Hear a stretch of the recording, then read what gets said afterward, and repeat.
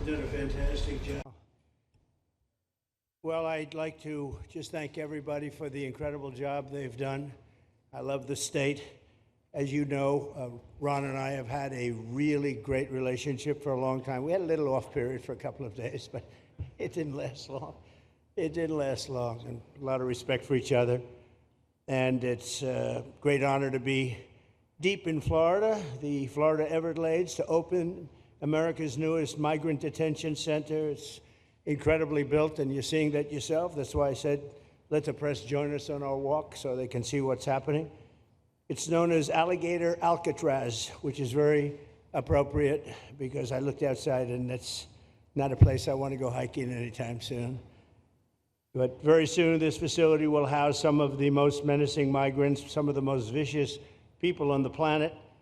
We're surrounded by miles of treacherous swampland, and the only way out is really deportation. And a lot of these people are self-deporting back to their country where they came from.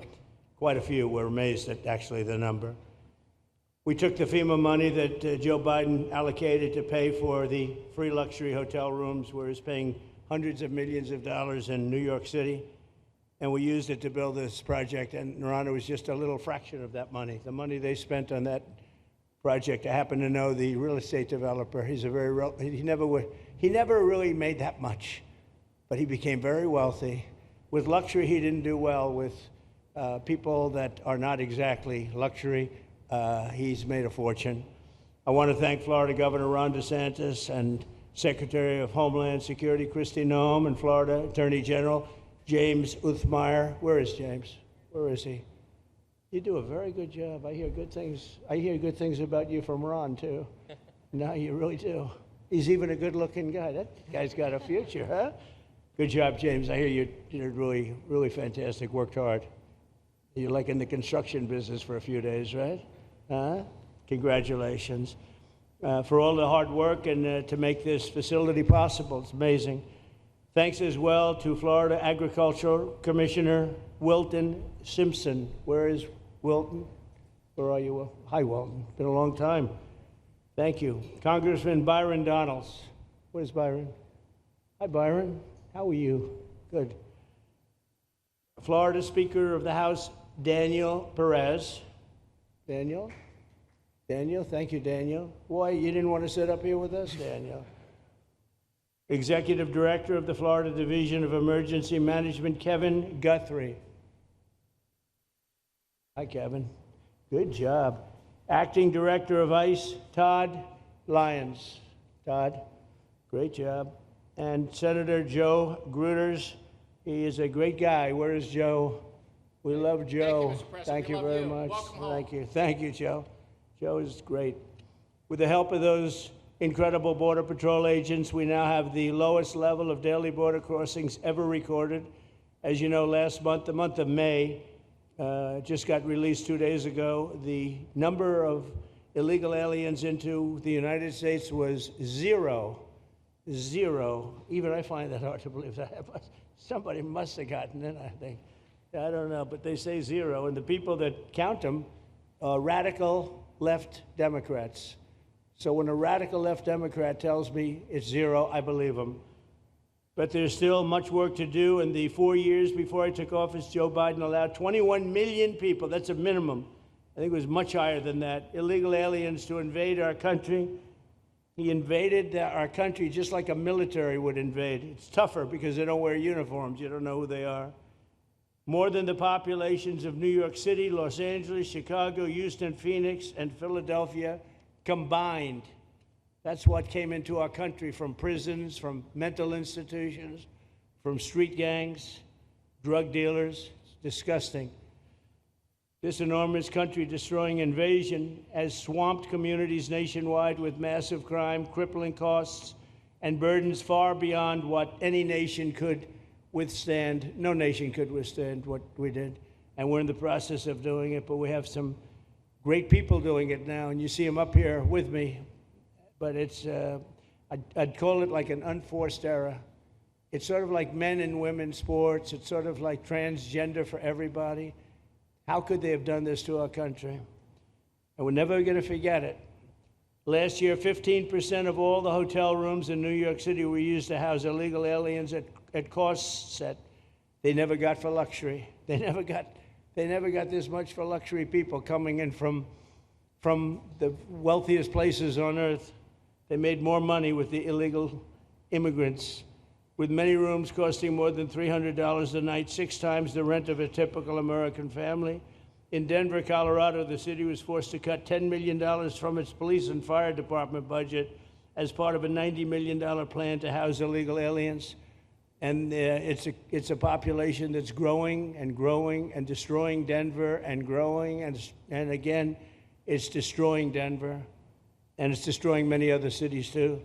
Likewise, one of the city's largest hospital system is drowning in unpaid medical bills, unpaid in the billions, after their emergency rooms were flooded with tens of thousands of illegals, leading to the closure of critical services. And these are really critical services. They can't even keep them open for American patients. The American patients were treated worse than any illegal immigrant. In Los Angeles, 1 in every 4 students in the public school system is from a household headed by an illegal, and most of them don't speak English, so they're in a school system, and they don't have interpreters, they don't have anything, they don't speak English. What a mess, what a mess. Unforced error, all these people allowed to come in. The United States is now spending $78 billion a year on translation. Okay, think of that, $78 billion a year on translation, and smaller numbers on special education programs for non-English speakers in our public schools. So $78 billion, I think that's not a mistake. I would say $1 million maybe, hundreds of thousands of dollars, $78 billion, Joe, on translators and non-English speaking work. Federal government, the Justice Department, it's more than twice the cost of maintaining the United States Justice Department, what we're spending on translation and other things to help. In total, the average illegal alien costs American taxpayers an estimated $70,000. That's each, $70,000. I think that number is even low. If you care about balancing the budget, the single most impactful step we can take is to fully reverse the Biden migration invasion. One of the worst invasions we've ever had. We've never had an invasion like this. We've had invasions, but we've taken care of them. We've never had an invasion like this, and it's with us. And we have some very bad people out there looking to do big harm.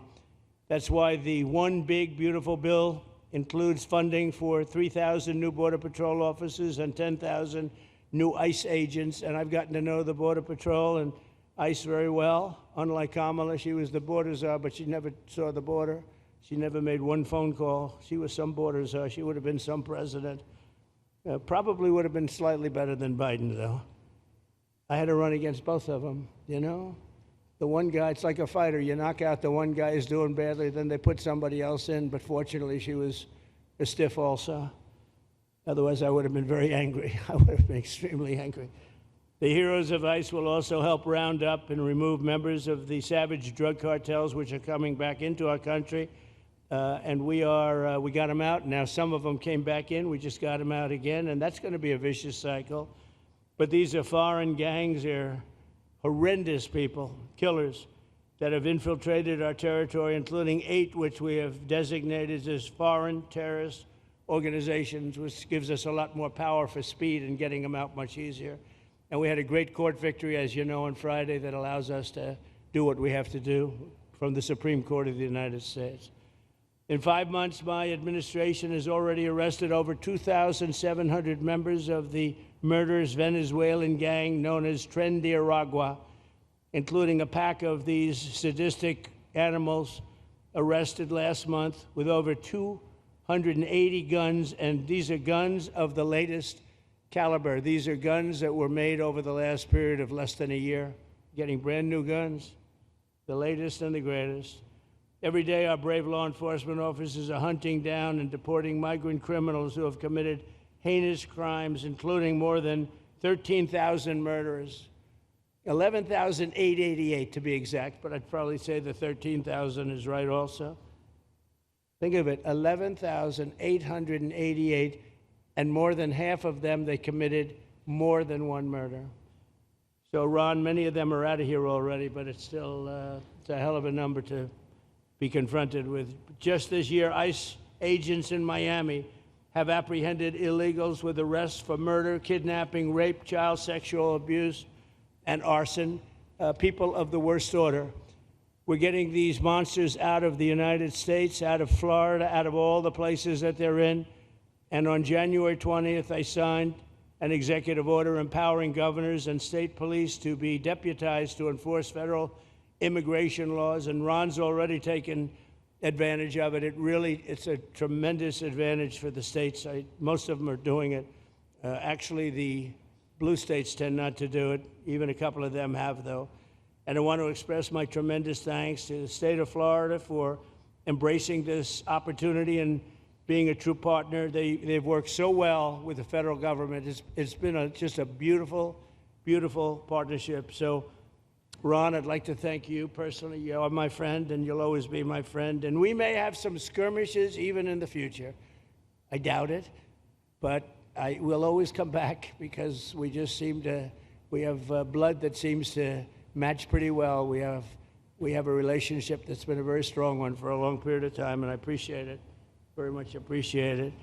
And also, Secretary Noem, I'd like to have you say a few words. You have been unbelievable, the job you've done. You and our favorite person, Tom Homan, have done, and your whole staff, because it's a lot of people, and Tom acknowledges it all the time. He respects you so much. He respects the staff that you both built. And you're really doing one of the great jobs. And it was great that you could work with Ron in Florida so well. Built such a great facility. So please say a few words. Thank you very much. I don't know if this will work. Well, thank you, Mr. President. First of all, I want to thank you for putting the safety and the security of the American people first, and the way that you never lose focus on making sure that America stays our priority and that the families that live here get the chance to grow up and to raise their children in communities that are safe and that give them an opportunity to pursue the American dream. This facility here is a fantastic representation of what can happen when all of government works together and when it's accountable to the taxpayers and to the citizens that live here. The president signed an executive order that allowed us to build partnerships with states and with local law enforcement officers, which is exactly how things should function in this country. More power, more authority given to people locally so that they can take control of their own destiny. And so we have already been working under the 287G program to deputize law enforcement officers, whether they be state highway patrol, local sheriff's departments in all of our states, and allow them to go out with our ICE officers, our border patrol officers, and make sure that we're getting the worst of the worst off of the streets. We also recognize that as we've been doing that and returning people back to their home countries, that we need detention facilities. We need beds to put them in place so that they can have their due process before they return home. And this facility is exactly what I want every single governor in this country to consider doing with us. What happened to start this conversation was that a young man named Jimmy Percival in my office, my general counsel, who came from Florida and used to work here, called up the Attorney General and the governor and said, hey, what do you think about partnering with us on a detention facility that we could put in place that would allow us to bring individuals there? There's an airstrip close by. You guys volunteered the assets that you have and the connections that you have and worked with Kevin extensively so that we could come here, have their due process given, and return them home to their countries. And in 8 days, this facility has been stood up. And I want everybody to recognize that detention facilities that ICE adheres to is a higher standard than is required at state levels, at local Department of Corrections facilities, sheriff's offices. This is a state-of-the-art facility, air-conditioned, isolated, though, for security purposes, which is very helpful. And I appreciate so many people being willing to work together to make a project like this happen. Right here on this location, we'll have about 3,000 beds. Other location will have another 2,000 beds that will allow us to bring individuals across the country that we are bringing in and incarcerating for violating our laws and immediately get them out of the country as soon as we possibly can. It's exactly what we need to be perpetuating in other states. And what I would say is, I want all of you to notice these flyers that we've got, is that everybody who sees these flyers or anybody who sees these news clips should know you can still go home on your own. You can self-deport. If you go on the CBP Home app and go home now, you will get the chance to come back to the United States legally. You will get the chance to come back and do it the right way. If you don't, you may end up here. And you may end up here and being processed, deported out of this country, and never get the chance to come back. That is the consequences of breaking the law in the United States of America. Listen, our job is to uphold the law. This is a country of laws. We have a border now, and because we have a president that cares and recognizes that we need to be a nation of borders and a nation that upholds the law. If you break the law, there's consequences. We will deport you, and you will never get to be a United States citizen. You'll never even get to come back here and work and to pursue the American dream. But if you decide you want to go home now, go home, and we'll help facilitate it. We'll buy your plane ticket. We'll get you there. In fact, I just got back from Panama, Costa Rica, Guatemala, Honduras. Those countries are excited to get their citizens home. They're setting up programs to loan them money to buy houses when they get there, help them with food assistance, get their children educated, scholarships. They want their citizens that are living here in the United States illegally to come home and to be a part of their economy and help their countries grow. So this is a win-win for everyone, and I just want to end, Mr. President, by thanking our law enforcement officers, by thanking our ICE officers and our Border Patrol officers for what they do every day. They are out on the streets, and violence against them has increased over 500% since Trump has gone back into the White House, because he's upholding the law and because a bunch of liberals, socialists, and Marxists are out there lying about what President Trump is doing. President Trump is upholding freedom by what he is doing. The freedom to live safely in this country and to do things legally and to have justice. And because those liberals, and I'm calling out you, CNN, I'm calling you out because you lie every single day about what these operations are. We are going after murderers and rapists and traffickers and drug dealers and getting them off the streets and getting them out of this country because Joe Biden let the worst of the worst come in here. The other day I was talking to some marshals that have been partnering with ICE. They said that they had detained a cannibal and put him on a plane to take him home, and while they had him in his seat, he started to eat himself, and they had to get him off and get him medical attention. These are the kind of deranged individuals that are on our streets in America that we're trying to target and get out of our country because they are so deranged they don't belong here. And they shouldn't be walking the streets with our children, and they shouldn't be living in the communities with our families who just want to grow up, go to job, raise their children to grow up and get a job and to live the American dream. So thank you to all of our law enforcement officers, those in our military that have been helping, our National Guard. Thank you to Governor DeSantis for stepping up and being an example to other governors. I hope my phone rings off the hook from governors calling and saying, how can we do what Florida just did? How can we do exactly what they did? Because we need this big, beautiful bill. We absolutely have to have this big, beautiful bill that has the funding so that we can continue this operation and we can get those bad criminals off of our streets and have the officers to do it so that when they go out on an operation, somebody's got their back. Somebody's got their back, they can do it safely, and they can go home to their families at night too. So this bill needs to pass through Congress so we have the resources at the Department of Homeland Security to make sure that our homeland truly is secure. And Mr. President, thank you for Stephen Miller.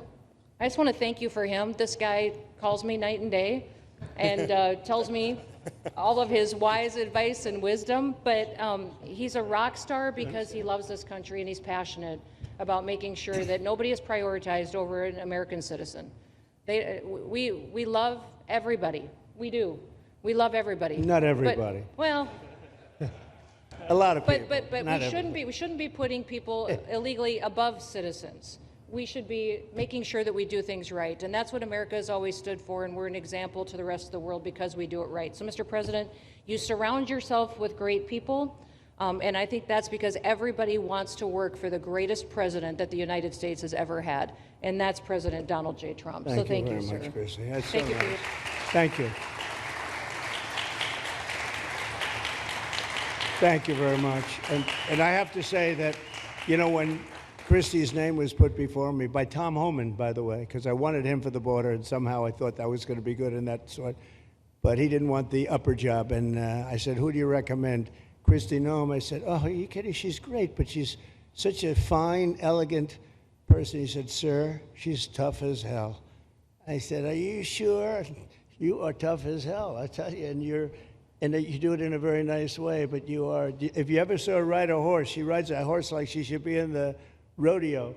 She's like an unbelievable horse person, and you've done a fantastic job. And Steve Miller would even agree to that. And he likes nobody, by the way.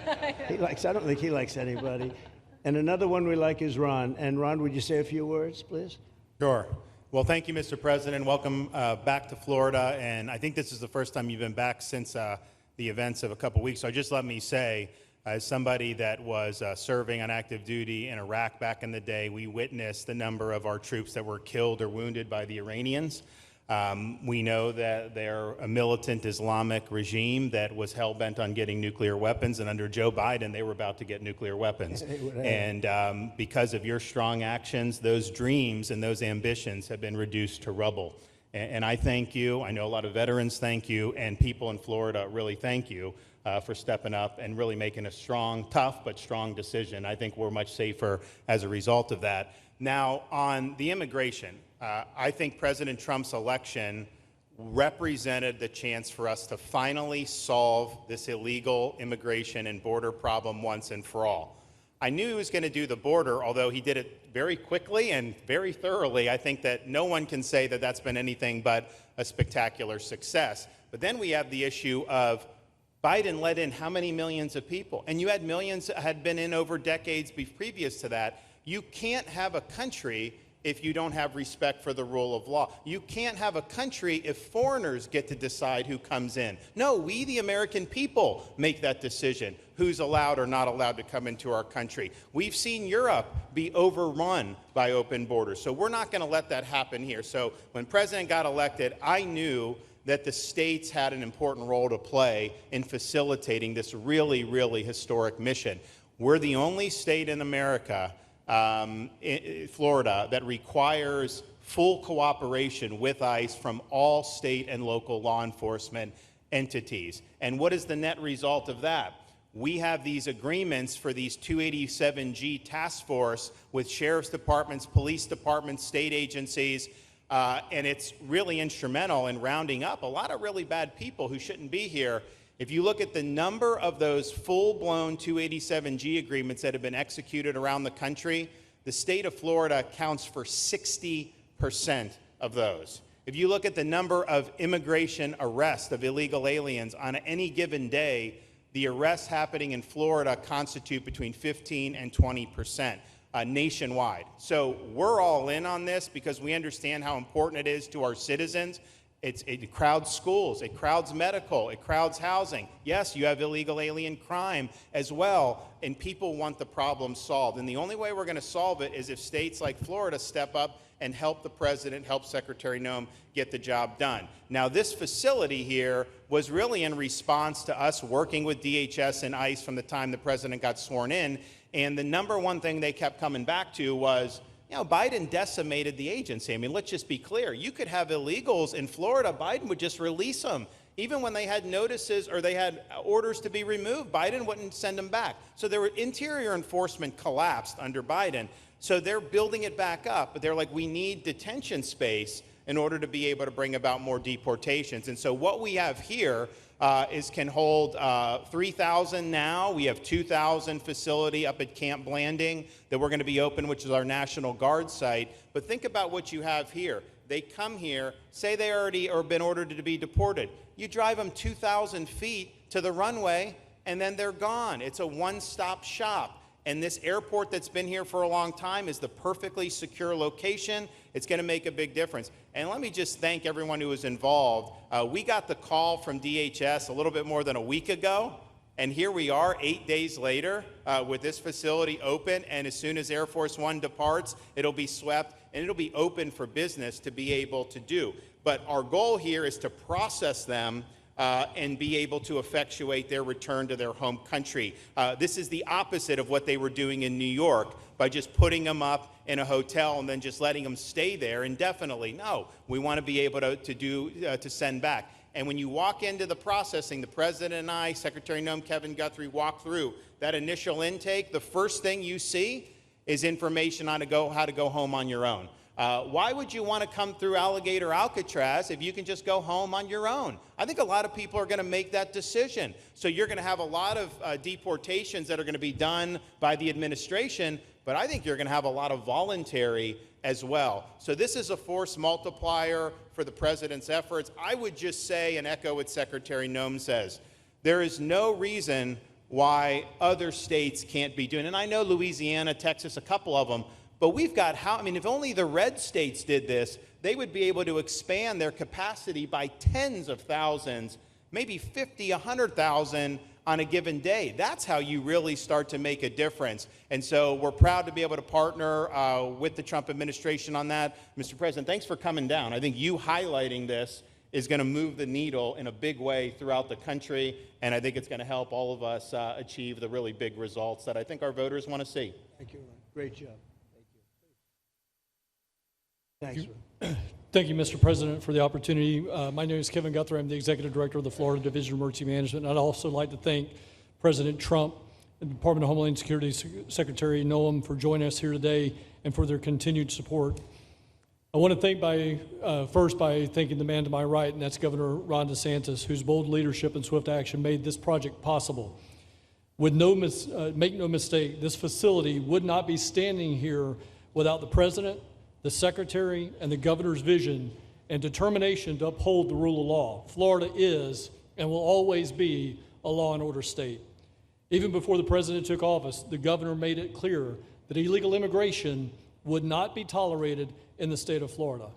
When the President and the Secretary asked Florida to help, the Governor empowered our state and private partners to work collaboratively and deliver real results on a rapid timeline.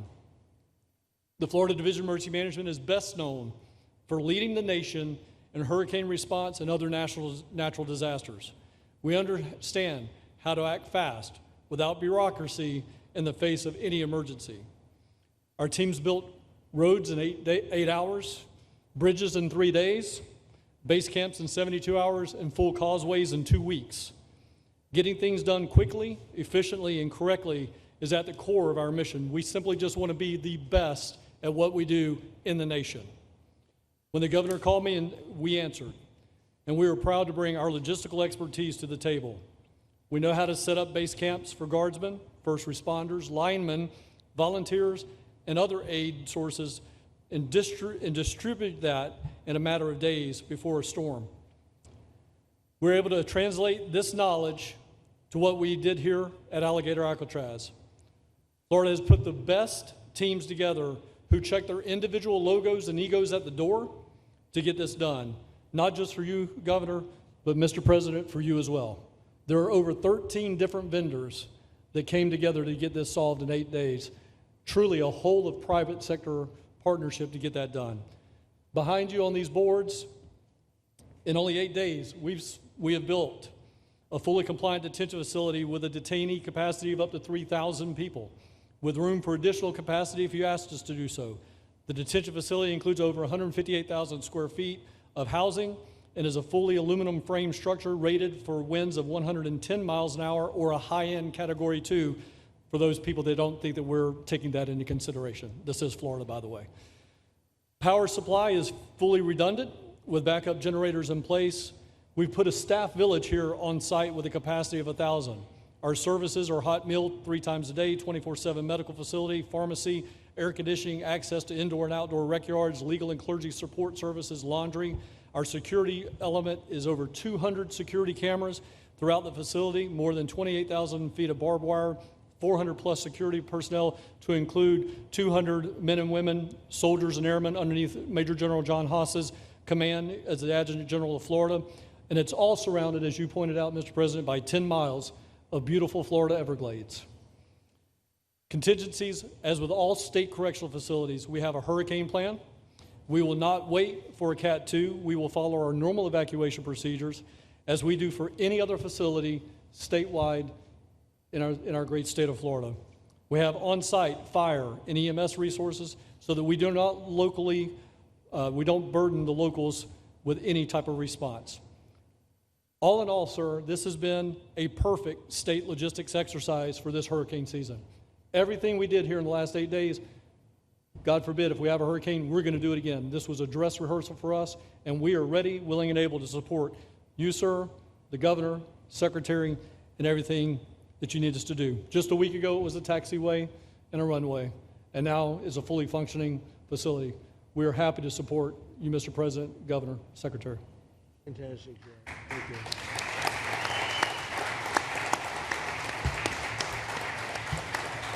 Byron, please.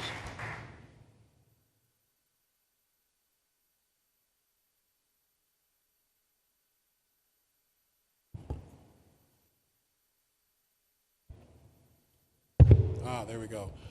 First of all, Mr. President, we all have to thank you for your leadership and for the mandate that the American people gave you to finally secure our borders and to deport criminal illegal aliens and longstanding illegal aliens out of the United States.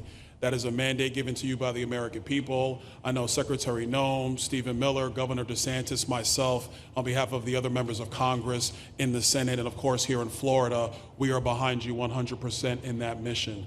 To the governor, I really appreciate you and commend you for your leadership on this, taking swift, decisive action to building this facility.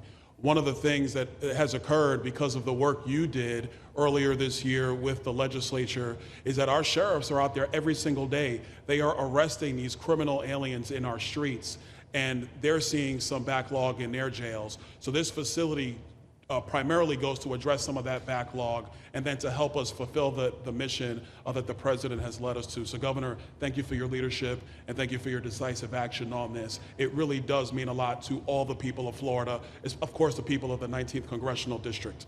Secretary Noem, I mean, what can I say? The president's right, you're double tough. So we appreciate all your leadership. You and Tom Homan have been doing a great job. And I'm actually going back to DC after this because we have to vote on one big, beautiful bill in the House. We have to get that to the president's desk so we can get you the resources that you need to fulfill the mission that the American people have asked us to do. I totally agree with what Mr. Guthrie has said. This is a logistical marvel when something like this occurs. We've seen Florida Department of Emergency Management answer the bell time and time again. The governor has said we need to accomplish this, and DEM gets that job done.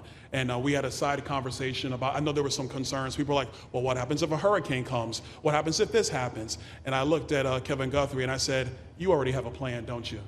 And he goes, of course we have a plan. You know that we do. This is what Florida does, Mr. President. And so I want to commend you for your leadership and your vision on this. Governor, thank you for all that you've done with your vision and determination. Secretary Noem, we're going to get the bill done so you get the resources you need. See you, sir. Thank you very much. Oh, thank you. Wow. Thank you. You know, I'm waiting, listening to these wonderful words, and they are music to my ears, but I was also wondering how we're doing, because I know this is prime time. It shows that I care about you, because I'm here, and I probably should be there, but we do care. Thank you very much. James, please. We're all happy now, James. Yeah. Well, I can speak on behalf of all of our sheriffs, state law enforcement, our police chiefs. We are going to continue to make arrests, our pedals to the metal, as many as we can. We want to fill this place up. The governor and Kevin have shown they can build bridges in 3 days, so why not some detention facilities? Hopefully there's more to come. And you really kind of were the inspiration for this. We like the idea of reopening the original Alcatraz. I don't know if that can happen or not, but we thought, hey, we've got our own natural Alcatraz in the middle of the Everglades. Great runway, great perimeter, so let's make it happen. In Florida, we walk the walk, and we will deliver for all of you. Thank you. Well, I heard you were responsible for the locational pick, and you cannot have picked a better location. I said, whoever the hell made this choice, I know you take it a little heat from some environmental groups, but I take it all the time, and that's an honor. But I heard you were very responsible for that choice, and that was a big choice. Thank you very much. Great job, James. Thank you. Do you want to finish over here, and then we'll go over here, we'll go back and celebrate the big, beautiful bill that you just got passed. You sure that's right, Brian? Yeah, all right. Wow, good. He's doing a good job. Right. Wow. Mr. President, first of all, I just want to say how grateful we are that you're back here in your home state of Florida. You've been doing an amazing job, not only at our border, but around the world, keeping this country safe and Americans. We are grateful for your leadership. God had a plan for us, and it was Donald Trump. So thank you for that. As a member of the Immigration Board and as the Commissioner of Agriculture of this state, I've been happy to help lead with the governor and the rest of the cabinet on this issue. We're very proud Secretary Noem's here today and others to represent not only the United States in our efforts to make this commitment to keep our citizens safe, but we're going to continue in Florida to remove the barriers to have your vision come true of a safe United States. We're going to get these illegal criminals out of this state, and we really appreciate you and your leadership in this effort. So thank you for being here Thank you today. very much. You're doing a great job, too. Thank you. Thank you, Mr. President. Joe Gruters, State Senator. I'm a member of your Homeland Security Advisory Council, your Vice Chairman. Thank you for that appointment. And thank you for coming back to Florida and everything that you do. Every single day you are delivering on the promises that you promised to us at all of the events you've done throughout the years, but specifically this last campaign. You deserve all the credit for everything, and you are surrounding yourself with incredible people like Secretary Noem, Stephen Miller, and just like your big, beautiful bill here in Florida, there was a lot of commotion about our immigration bill. And we had 3 B's in that: beds, badges, and bad guys. And this goes right along with our beds and the resources. And I give the governor, Ron DeSantis, a lot of credit for stepping up and making sure that we all work together, because at the end of the day, even if sometimes there are skirmishes, as a result of the back and forth, we ended up with a better bill, and we all win. And what we're doing here in Florida hopefully will happen all across the country. You've done, your leadership is amazing. Keep up the great work, and just know that Florida loves President Donald J. Trump. Thank you very much, Joe. Appreciate it for a long time. Appreciate it. By the way, Okeechobee is something that we did together also, and that was a lot of money spent. I hope it was well spent. I know we did a Rolls-Royce job, but it's a lot of money that we spent out there together. And how is it going? You can delegate that to us, because we move faster than the Army Corps. Good. So we will finish that reservoir. Good. If you delegate it to us, I'll get it done and much quicker. Oh, I would do that. Yeah. I'll tell you, let me ask myself permission.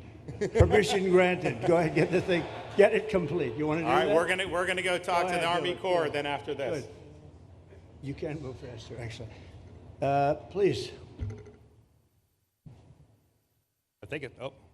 No, sir, just first on behalf of the men and women of ICE, we just want to thank you for allowing us to do our job again. You know, your vision and under Secretary Noem's leadership, this is what the American people want.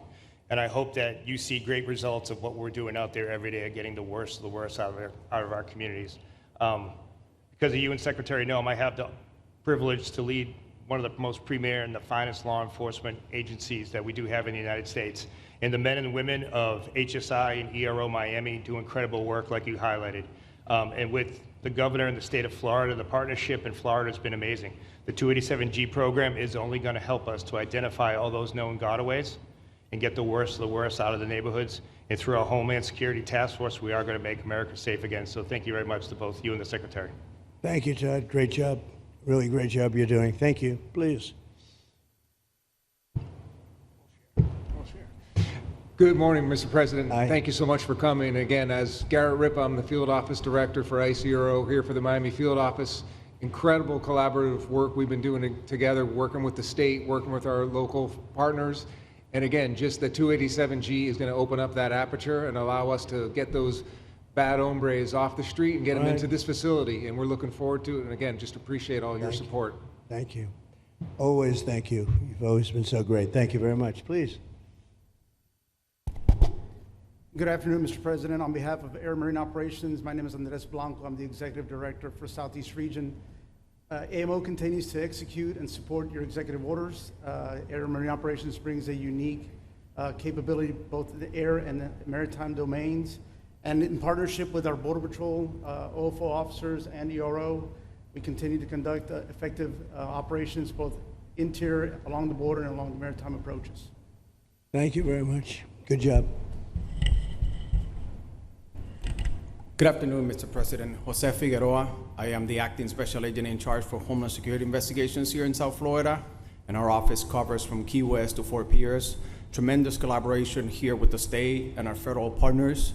HSI is conducting criminal investigations into TDA, MS-13s that are involved in human smuggling, sex trafficking of minors, and we will continue that effort with your support. Governor DeSantis, thank you very much for this facility. Looking forward to continue the great work. Thank you. Thank you very much. Steve, would you like to say something? Our star. Thank you, Mr. President. I just want to say on a personal note, getting to watch what you've done over the last 5 months to deliver on a 50-year hope and dream of the American people to secure the border. When President Trump came into office on January 20th, the United States had endured the largest wave of illegal immigration in human history. Not just American history, human history. And within just a few days, President Trump, through his strength, leadership, diplomacy, and vision, achieved the most secure border anyone in the world has ever seen. When we recently went overseas to the NATO summit, I had senior staff in foreign governments come up to me and ask me how he achieved the Trump miracle on his border and could that be replicated in their countries. For individuals who don't work in this space, to have 0 successful illegal entries in an entire month should be an impossible achievement. There's a 2,000-mile border with one of the poorest countries in the world, and you have open travel from 150 countries into Central America and South America. There are 2 billion people in the world that would economically benefit from illegally coming to the United States. And through the deployment of the military, through the deployment of novel legal and diplomatic tools, through the building of physical infrastructure, through the empowering of ICE and Border Patrol, and the entire federal law enforcement apparatus, President Trump achieved absolute border security. And now, once this legislation is passed, he will be able to make that with those resources permanent. Watching what you've done, sir, has been one of the honors of a lifetime. I'm proud to be able to play any role in it. And what President Trump is going to achieve next with the resources in this bill will make America safer, stronger, freer, more sovereign, and more prosperous than it has ever been before. Thank you, sir. Thank you, Steve. Oh. Thank you.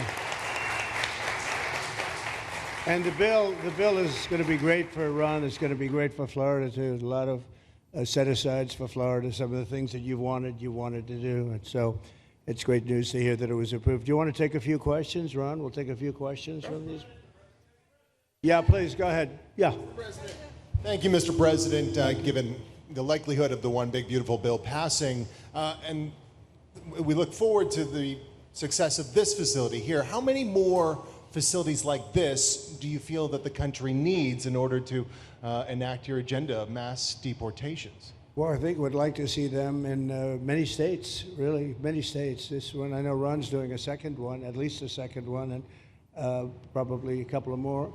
And, you know, at some point, they might morph into a system where you're going to keep it for a long time. You know, it's not that far away from jails that take years to build, and money is spent and wasted. And, you know, like the railway that they have in California that costs like 40 times more than it was supposed to cost. The same things happens with prisons. You look at this in a short period of time. Ron, James, and some of the people that really worked on it along with our people, they did this in less than a week.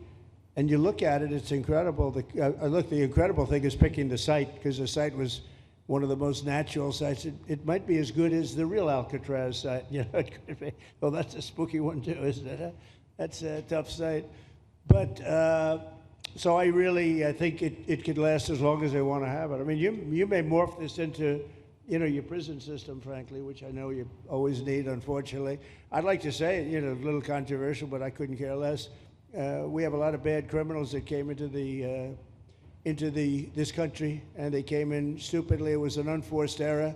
It was an incompetent president that allowed it to happen. It was an auto pen maybe that allowed it to happen, and it did happen. But we also have a lot of bad people that have been here for a long time, people that whack people over the head with a baseball bat from behind when they're not looking and kill them, people that knife you when you're walking down the street. They're not new to our country. They're old to our country. Many of them were born in our country. I think we ought to get them the hell out of here, too. You want to know the truth. So maybe that'll be the next job that we'll work on together. But I think getting them out, you know, we forget about them. We had some bad accidents in New York. And they're not accidents.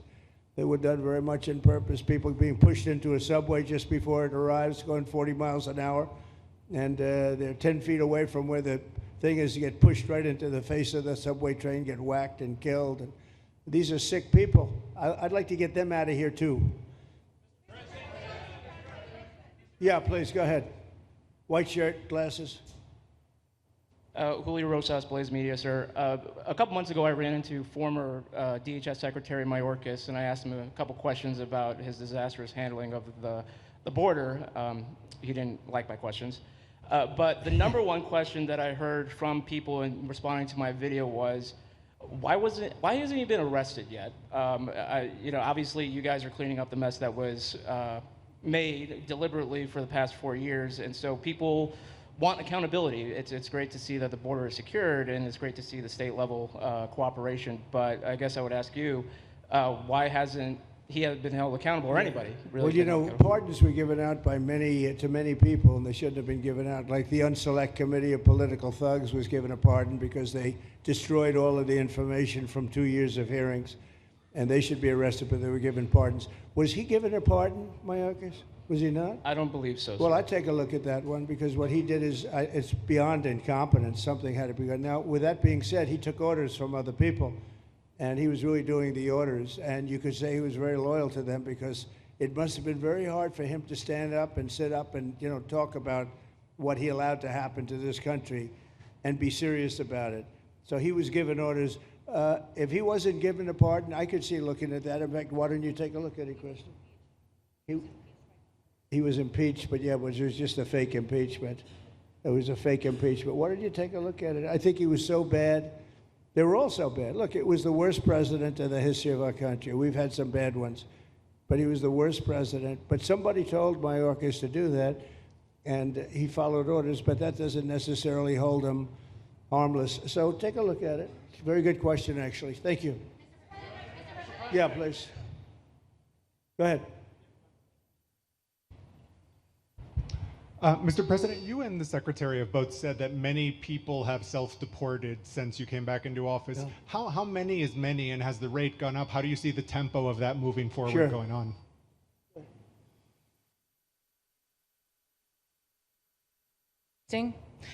We have had several 100,000, but also we have many that have self-deported, not even using the CBP Home app.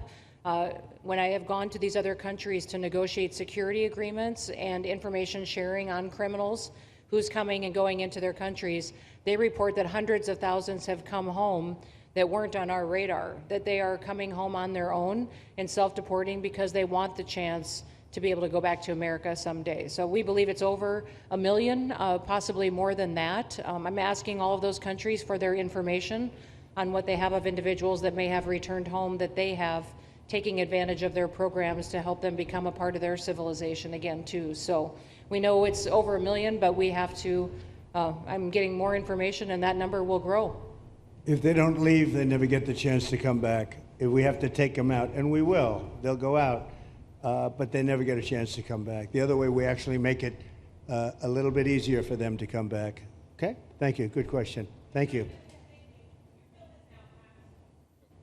The bill is now passed in the Senate, but we are already hearing from some Republicans in the House who say they cannot get on board with the changes that were made to the bill in the Senate. What is your message to those holdouts? Well, I just heard that about the Senate, and the bill just passed, and it tells you there's something for everyone. I mean, it's a great bill. There is something for everyone, and I think it's going to go very nicely in the House. Actually, I think it will be easier in the House than it was in the Senate.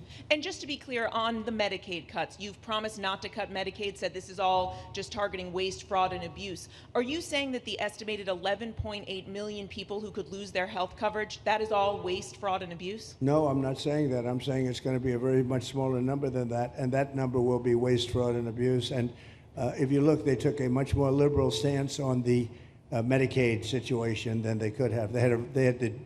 They had a tough stance and a weak stance. They took not a very strong stance on that to start off, and it's waste, fraud, and abuse, and everybody wants that covered. What number is that? What analysis are you seeing? I'm not seeing a number, but I know it's much less than the number you gave, and we really were very, very cognizant of three things. Social Security, we're going to take care of it beautifully. Medicare and Medicaid, and we are going to save it, whereas the Democrats are going to, you won't have it. they will destroy Medicare and Medicaid, and they have to because their numbers don't work. So it's not going to happen. They're the ones that have destroyed Medicare. They have made it so bad already, they're going to make it a lot worse. But now we'll be in charge, so we're going to have no problem with Medicaid or Medicare or Social Security. Thank you. Yeah. Claire Gall with Wink News in Fort Myers. What is your direction to ICE when it comes to arresting farm workers here illegally, other workers in industries that are pretty critical to Florida's economy? Yeah. Well, we're very much cognizant of that, and as you know, I won the farmers by 92%, and I'm not going to be abandoning my farmers. We were strong on the borders, but we're also strong for the farmers and for others in the hotel industry, et cetera. You know, we have similar situations, and Kristi and I, and we'll be working with Ron and a lot of the states. We're going to work something where the farmers can be responsible for some of the people they have people, Ron, for 10, 15 years that they know very well.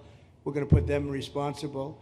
And we're going to issue a form of a card or document, and the farmer's going to be responsible for these people. They're not going to have citizenship, but they'll be working, they'll be paying taxes. We need to get our farmers the people they need, otherwise our farmers aren't going to be able to do their land. You know, it was tried once before, many, many years ago, where there was a very strong guy, and he got everybody out, and every farm, almost in the country, but every farm in California, every farm in Iowa, almost all the farms went bankrupt. They had nobody to work, and we don't want to have that situation. So we're going to work it. We're going to put our farmers and others in charge of the people that they have under them. They know the people, and I think it's going to work out really well. We're going to take care of our farmer, but we're going to get the criminals out. Okay? Yeah, go ahead, please. Thank you. Mr. President, how do you respond to critics who fear that a 3,000-bed detention center and the waste that could produce will pollute the surrounding federal protected land, including land that both administrations have invested billions of dollars in restoring? Well, I was one of those that invested billions of dollars and hundreds of millions of dollars right here in the Meadowlands, but in the Everglades, and the Meadowlands too in New York. If you look at what we did up there, speaking of the Meadowlands, a lot of places like this, but this is a very unique one. One thing I'll say about this land, we'll be gone 1,000,000 years and this land is still going to be here. It's not going to be much different. You'll have the water moccasins, you'll have the alligators. You may not have people, but you're going to have all those animals. They're going to be around, and you got plenty of them out here. I think it was a brilliant choice, and I think almost anybody in his or her right mind would say this was a brilliant choice. I give the governor a lot of credit for using this piece of land. And in addition to that, it's on top of something that was already developed. It's an airport. You know, you have the runways, you have so it's already been developed. So it's not like you're dropping dirt right into the thing. There was zero movement of that. That was done many years ago because the airport's very old, but it was an abandoned railroad, an abandoned airport. And frankly, it's like perfect. And you can do expansion on this site substantially without doing anything. So the people, I heard them complaining about the Everglades. There's no, I don't think you've done anything to the Everglades. I think you're just enhancing it. This was already here. How long has the airport been here? Decades. Many decades, yeah. And they have, Kevin, all these guys, you know, have a waste plan, like the wastewater gets trucked out, potable water gets, literally, they have, even our DOT has put things up in case there's any seepage, which we don't. So you are literally doing this on concrete that's already here. So I don't think those are valid and even good faith criticisms, because it's not going to impact the Everglades at all. President's been a champion, we've been a champion, really changed the game in Florida on it. I think it's just people don't want to see illegal immigrants deported, and that's their ideology, and they have a right to that. But illegal immigration's unpopular, so they know that they're going to have less effect trying to do it. So they're going to try, oh, well, no, it's just about the Everglades. But really, I think a lot of those people, they just don't want to see illegals deported. Because if you actually hear everyone's here, you obviously know there's zero land that's being disturbed. Well, you know, when we talk about popularity, though, I will say I ran on the issue of illegals, and we have to get them out. And I won 82% on that issue. So I think that they may not like certain aspects of it, but ultimately they do not want them in their country. And if this is a part of a use, but I think from an environmental standpoint, it's incredible. In fact, when we landed that very big, heavy plane today, They came out and checked it fairly. I think they want the president to be able to land on a piece of concrete that's not going to go 6 feet underground. And they checked it. They came back and they said, this thing is really solid. So it's been there a long time. It's going to be here a long time. And it was a great choice of a site. Thank you. Yes, please. Brian, go ahead. Yes, sir. The people of Syria were recently seen on the streets waving American flags, chanting Trump, Trump, Trump. They're so appreciative of the economic sanctions that was lifted on that country, giving them a little bit of hope for prosperity. You want to comment on that?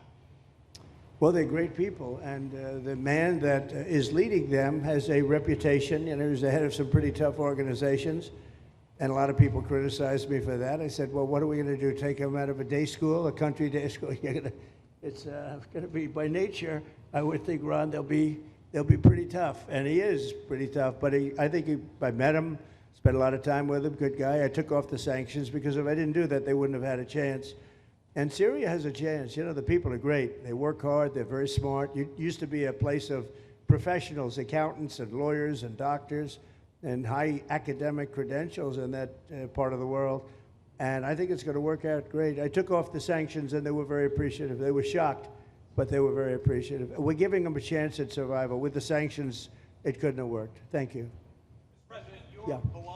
Mr. President, your beloved New York City may well be led by a communist soon, Zorhan Mandami, who in his nomination speech said he will defy ICE and will not allow ICE to arrest criminal aliens in New York City. Your message to communist Zorhan Mandami? Well, then we'll have to arrest him. Look, we don't need a communist in this country, but if we have one, I'm going to be watching over him very carefully on behalf of the nation. We send him money. We send him all the things that he needs to run a government. And by the way, they get about 3 times what you get, Ron. If you look at the per capita, Florida gets 1/3 of what New York gets in terms of the numbers. Why don't you give us those numbers? Yeah, well, because that's what we should send him. Yeah, well, like sometimes people say Florida gets more because they count Social Security recipients, but that's not money to the state. Those are seniors that live here. If they moved to North Carolina, you could count it there. So it has no interaction with the state government. They get more in the city and state governments than we get. Right, substantially. We're going to be watching that very carefully, and a lot of people are saying he's here illegally. We're going to look at everything, and ideally. He's going to turn out to be much less than a communist. But right now, he's a communist. That's not a socialist. I've always said, we will not have socialism in this country. In the speeches, I said, well, what? They skipped socialism. And you got a lot of them like that. And you see AOC, she's out there with her, bad IQ. She's out there ranting and raving about how wonderful he is. And look, so far he's winning. He still has a race to win, but so far he's winning, and he has an advantage as a Democrat in New York City. I was there a long time ago, and it was a long time since a Republican won the city, but you would think that a Republican would be able to win. Or you have a good independent running, Mayor Adams, who's a very good person. I helped him out a little bit. He had a problem, and he was unfairly hurt over this question. He made a statement to the effect that this is terrible. New York City can't have all these immigrants come in, and like he was indicted the following day. And I said, that was a phony indictment, and it was a phony indictment. That was a Biden indictment. I said, don't feel bad. I got indicted 5 times every time you opened your mouth. That was a bad group. That was a very dangerous group, I will tell you. These were not nice people. That was the only thing they could do. They had no policy. They had no skill. They had no anything.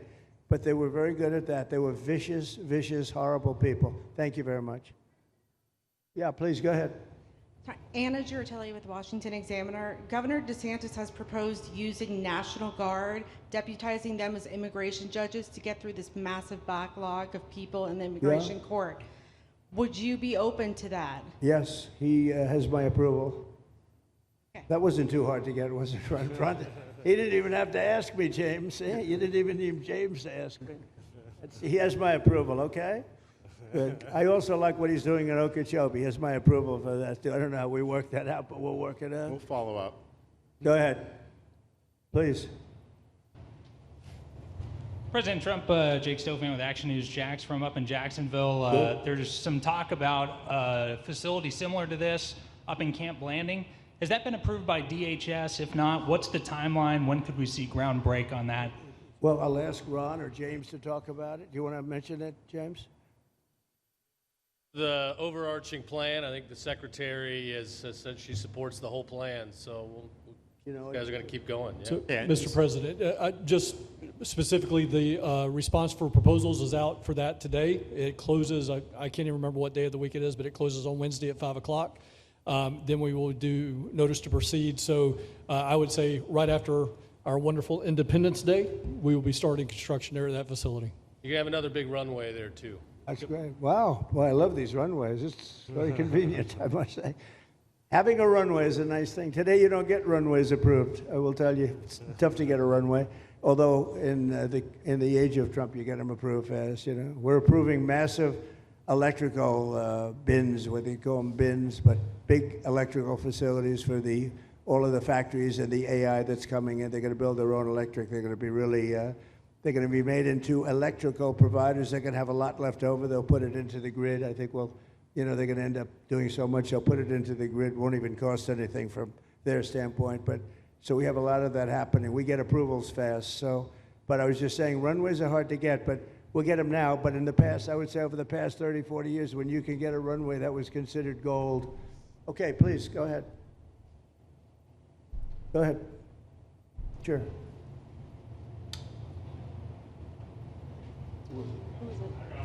Okay, go ahead. Yes. President Trump, Laverne McGee, News 6 Orlando.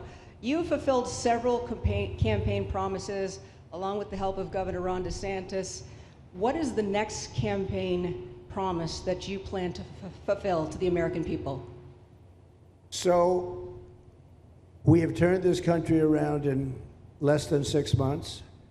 And when I was away, and I was telling Ron, I was telling some others, I've said it a little publicly, I guess, but I met a lot of very important people. The King of Saudi Arabia, I was there 2 weeks ago, and Qatar, the leader of Qatar, who's great, and the leader of UAE, who's great. These are very substantial people, very smart people, and good people.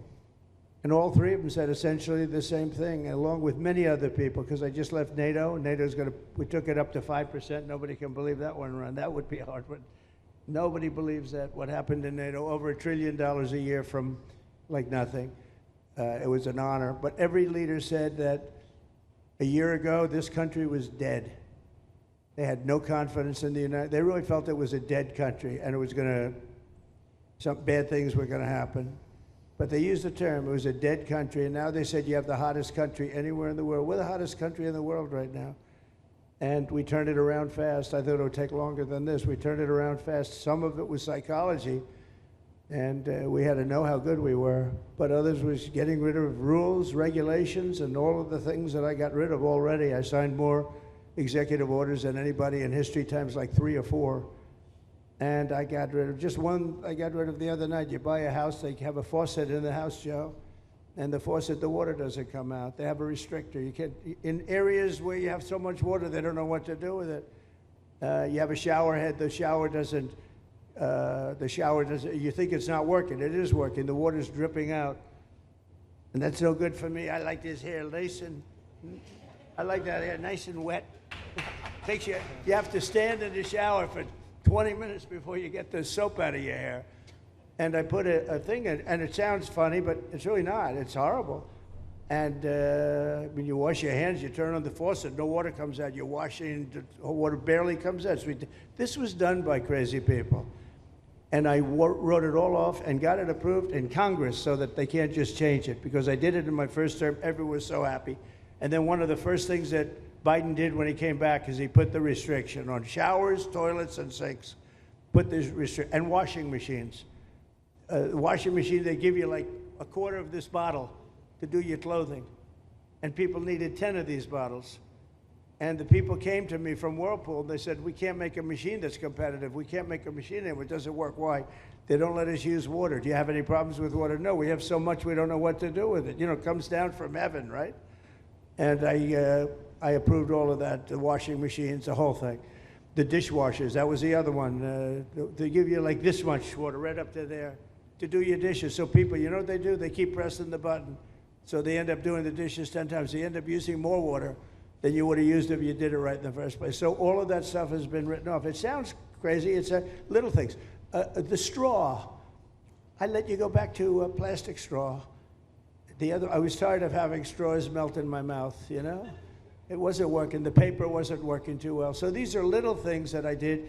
Then we have the big things. We have the biggest things, and that has to do with some of the subjects we're talking now. I think the things we're talking about now are the biggest, because if you don't have borders in this country, borders and good elections, and we're working on that next.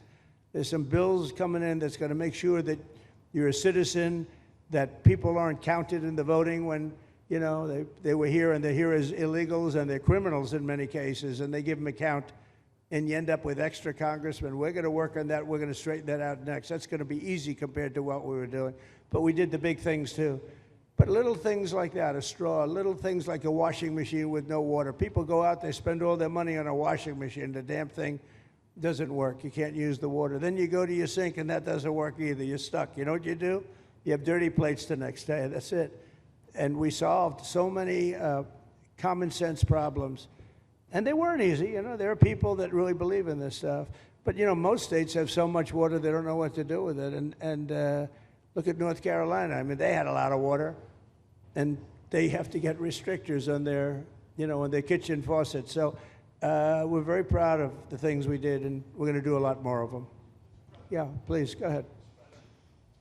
You guys in good shape. Hey, it's Eric Bowling. How you doing, sir? Something we've talked about for, I'd say, the better part of 20 years. I think it's something near and dear to your heart, energy, our energy security. Yeah. Under Joe Biden, average price of oil for the 4 years was about $79 a barrel. He drained the SPR halfway down, promised to replenish it, never did. Right. Under you, first term, $53 average price for 4 years. Biden was $78 for 8 years. It was never refilled. The question is now it's $64 or so. Yeah.